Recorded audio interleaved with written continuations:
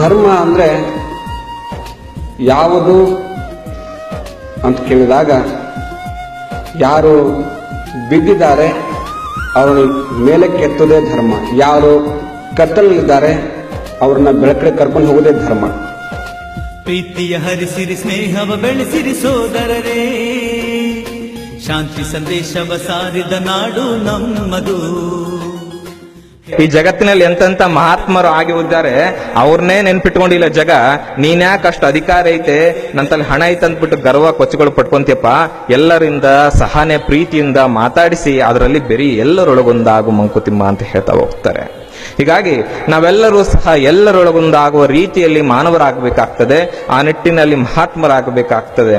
ಹೀಗಾಗಿ ನಾವೆಲ್ಲರೂ ಸಹ ಆ ನಿಟ್ಟಿನಲ್ಲಿ ಅರಿತುಕೊಳ್ಳೋಣ ಅನ್ನುವಂತಹ ಮಾತನಲ್ಲಿ ತಿಳಿಸಿ, ಪ್ರೀತಿಯ ಹರಿಸಿರಿ, ಸ್ನೇಹವ ಬೆಳೆಸಿರಿ ಸೋದರರೇ, ಶಾಂತಿ ಸಂದೇಶವ ಸಾರಿದ ನಾಡು ನಮ್ಮದು. ಹಿಂದೂ ಮುಸ್ಲಿಂ ಕ್ರೈಸ್ತರು ನಾವು ಗೆಳೆಯರು. रसूलुल्लाह सल्लल्लाहु अलैहि वसल्लम ने इरशाद फरमाया कि तमाम इंसान आदम की औलाद हैं और आदम मिट्टी से पैदा किए गए थे, इसलिए कोई फजीलत न अरबी को अजमी पर है न गोरे को काले पर है. तुम सब आदम की औलाद हो और आदम मिट्टी से बने थे.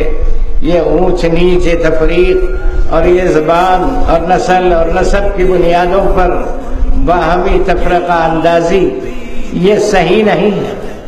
अमन इंसानियत मुहिम के आगाज करने वालों को मैं मुबारकबाद देता हूँ.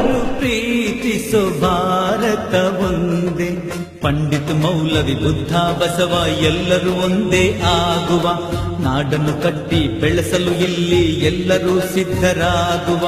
ಜಾತಿಯ ಕಲಹ ಈಗ್ಯಾಕೆ, ಕೋಮು ದಂಗೆ ನಮಗ್ಯಾಕೆ, ಹೃದಯವ ಬೆಸೆಯುತ್ತ ನಾವು ಬಾಳು. ಇವತ್ತು ಈ ದೇಶದಲ್ಲಾಗಿರ್ತಕ್ಕಂಥ ಧರ್ಮದ ವೈಷಮ್ಯ, ಜಾತಿಯ ವೈಷಮ್ಯ ಇದು ತೊಲಗಬೇಕನ್ನೋ ಉದ್ದೇಶಕ್ಕೋಸ್ಕರವಾಗಿ ಆಗಸ್ಟ್ 21ನೇ ತಾರೀಕಿಂದ ಸೆಪ್ಟೆಂಬರ್ 4ನೇ ತಾರೀಕಿನವರೆಗೂ ಇಡೀ ದೇಶಾದ್ಯಂತ ಒಂದು ಶಾಂತಿ ಮತ್ತು ಮಾನವೀಯತೆ ಅಭಿಯಾನವನ್ನು ಹಮ್ಮಿಕೊಳ್ಳಲಾಗಿದೆ. ಹಿಂದೂ ಮುಸ್ಲಿಂ ಕ್ರೈಸ್ತರು ನಾವು ಗೆಳೆಯರು, ಧರ್ಮದ ಹೆಸರಲ್ಲಿ ಹಿಂಸೆ ಗಲಭೆ ಸಲ್ಲದು.